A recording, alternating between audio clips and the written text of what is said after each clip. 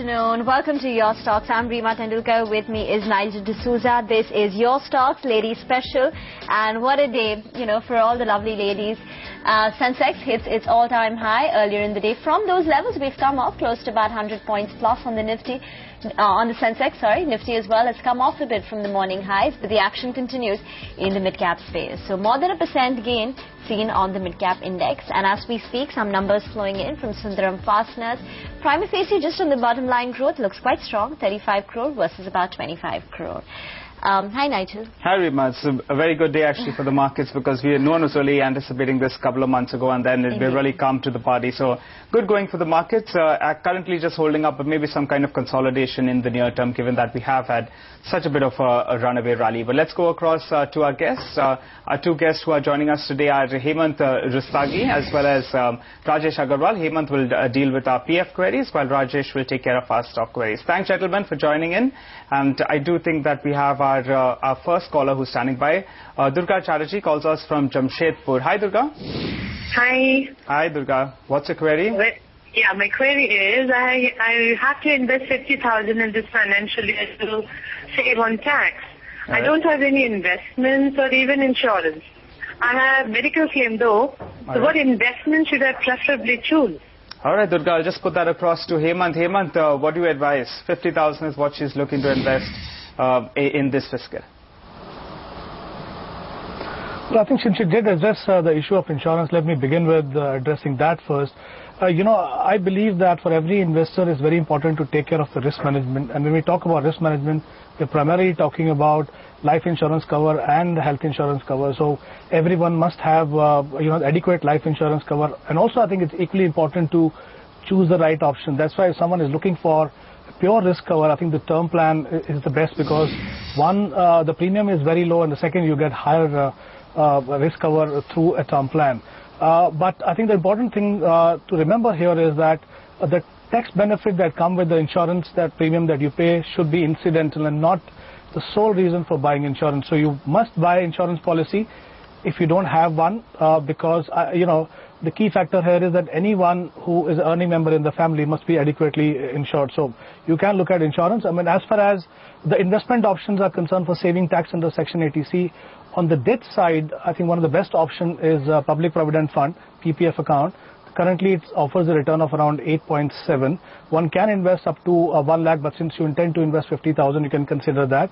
But if you're looking at, investing in some equity-oriented tax-saving plan, I think then ELSS or mutual fund is the best bet. These plans typically have a lock-in period of 3 years, but the best thing about them is that the dividend or any capital gain that comes is totally tax-free. But looking at the current market situation, I would like to say that don't rush into the market right now. You have another 5 months to invest money for tax saving. You will get opportunities, I'm sure, over a period of time where you can invest at a lower level. So first you decide which asset class you want to invest in, and then, like I said, you can look at these two options. In the ELSS category, you can look at Axis Long-Term Equity Fund or Can Robeco.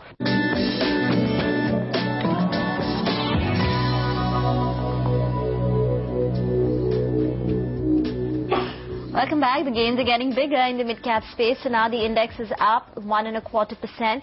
Sundaram Fasteners, which came out with a solid set of numbers. Remember, we flashed that 35 crore versus 25 crore profits. That stock should be up for you on your screen. It's made a big up move, nearly a double-digit gain on Sundaram Fasteners, 12.5% as we speak. Future Lifestyle has started moving with some strength, and the gains continue in banking names. The State Bank of Bikaner in Jaipur, Union Bank, a couple of the other banks which are piling on to the gains. But this is Your Stocks Ladies Special, so let's go across to the SMS that we've got. Anuja has sent us an SMS from Delhi. She has an investment in a corporate FD with a rate of interest of 12%, and she wants to find an option for reinvestment. Pankaj? Hemant? I think there are a couple of important factors that one has to consider while investing in a debt-oriented option, because the money is invested in corporate FD, and these are basically the safety of capital, the likely return, and the tax efficiency of returns. Currently, the corporate FDs are offering a return of around 9.5 to 10%, whereas 1 year bank FD is giving a interest of around 9 to 9.5.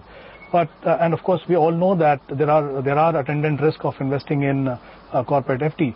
But considering the fact that the interest earned from both these options is taxable at one's nominal tax rate, for someone who is in a higher tax bracket of 20 to 30%, the post-tax returns are much lower. So clearly, if tax efficiency is a consideration, then my recommendation would be to look at some of the mutual fund products, like you have fixed maturity plans.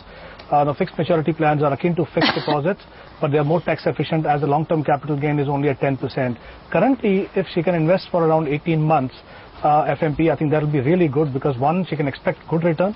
The second is, because it will cover 2 financial years, she will get double indexation benefits. So that is one option.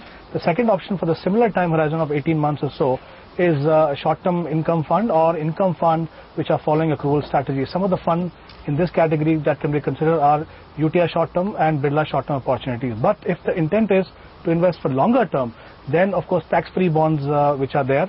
I mean, we had a couple of issues very recently. PFC is technically still open for another 10 days or so, but I think it's almost getting fully subscribed, so I'm not too sure whether one applies, whether we'll get the allotment or not. But then NHAI is expected to come out with a bond issue in the next 3-4 weeks. Of course, the interest rate at that point in time will depend on the interest rate scenario then. So I think these are a couple of options that she can consider.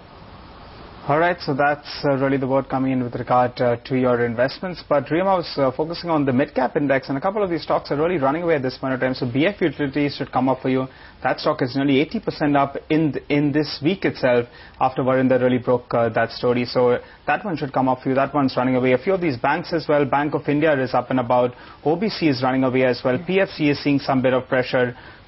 Some bit of buying, and even Karur Vaishya Bank. So clearly we are seeing these banking stocks that really were down, and now these are all bouncing back. Apollo Tyres as well, that one seeing some bit of traction in today's session. We're up close around 3 to 4. MCX Stock Exchange, India's new stock exchange, presents Your Stock.